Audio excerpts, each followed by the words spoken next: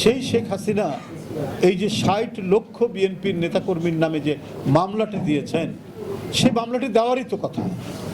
কারণ তার লোককে বেসিক ব্যাংক দিতে হবে, তার লোককে সোনালী ব্যাংক দিতে হবে, তার লোককে অগ্রণী ব্যাংক দিতে হবে, তার লোককে ফার্মার্স ব্যাংক দিতে হবে। এই ব্যাংকগুলোর মধ্যে টাকা লুটে নেবে, এর জন্য মিছিল হতে পারে, প্রতিবাদ হতে পারে, এই জন্য নানা ধরনের কর্মসূচি হতে পারে। অতএব নানা কায়দায় যদি হচ্ছে না,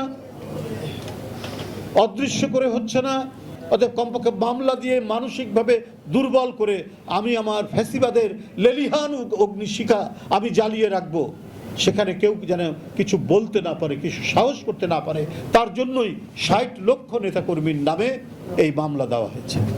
এটা জুলুমের এক ভয়ঙ্কর বহিঃপ্রকাশ ঘটিয়েছেন। Manifestation of torture by the fascist, এটি একটি ভয়ঙ্কর দৃষ্টান্ত। তো সুতরাং